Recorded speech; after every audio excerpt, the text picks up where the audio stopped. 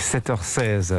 Nicolas Bouzou revient des considérations matérielles plus immédiates pour nous. Jean Castex a annoncé hier à l'Assemblée nationale un nouveau geste en faveur du pouvoir d'achat qui est percuté de plein fouet par l'envolée des prix des carburants à la pompe.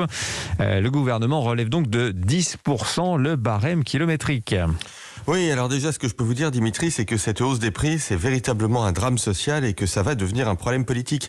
Un plein d'essence peut coûter 100 €. Eh bien, 100 €, c'est la totalité de l'indemnité inflation. Et on peut pas baisser les taxes sur le carburant. On peut pas, parce que baisser les taxes de quelques centimes, ça revient à plusieurs milliards d'euros. Mais on ne peut pas baisser les taxes parce qu'on ne doit pas le faire. Ce serait contradictoire avec la stratégie de décarbonation qui passe, au contraire, par une augmentation des prix de l'essence. Le relèvement du barème kilométrique, c'est bien, très honnêtement, c'est une mesure simple, destinée à ceux qui travaillent, pour les classes moyennes, mais pour être tout à fait franc, c'est une rustine, parce que l'inflation, c'est un rouleau compresseur. Ouais, et puis un côté fond de tiroir, tant la mesure est ciblée par rapport à ce qu'on nous avait sorti précédemment. Bon, maintenant, quand on regarde l'inflation de manière un peu plus générale, est-ce que tous les prix augmentent actuellement, Nicolas ? Non, pas tous. Vous voyez, sur le mois de décembre, on avait une inflation en France de 2,8%. Alors ça monte, mais c'est pas encore catastrophique. Il y a deux sources d'inflation, en réalité, quand on regarde les choses dans le détail.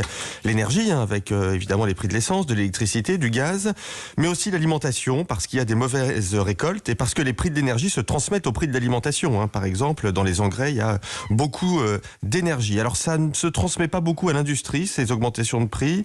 Ça ne se transmet pas encore aux services. Il y a une exception notable quand même, l'hôtellerie, 9% sur un an. Mais la sensibilité des Français à ces augmentations de prix, elle est colossale parce qu'il y a un sentiment de stagnation du pouvoir d'achat, parce qu'il y a des frustrations qui sont liées à la crise, parce qu'on est en pleine campagne électorale, bien évidemment, c'est propice aux revendications, et aussi parce qu'il y a la question du logement, le logement étant mal pris en compte dans les statistiques. Non, il est quasiment absent de l'inflation, alors quand on regarde les prix, Nicolas, c'est des prix multipliés par 2 à 4 sur 20 ans, soit 200% d'inflation, et ça n'apparaît pas.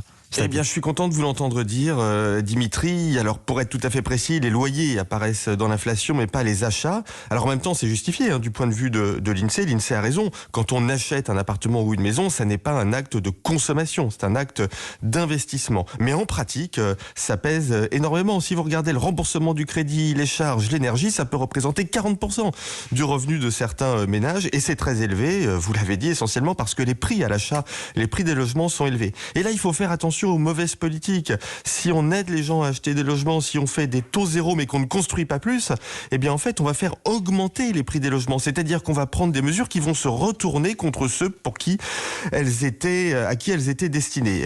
En fait, vous l'avez compris, les prix des logements participent au malaise social et la seule façon de faire baisser les prix du logement, c'est de construire. Ça, c'est une bonne politique sociale. Faire des logements, ça c'est aider les gens. Il faut construire plus et pour l'instant, personne n'en parle. Alors, on est parti de la station-service et on est arrivé à la bétonneuse finalement. Merci Nicolas Bouzou, excellente journée à vous.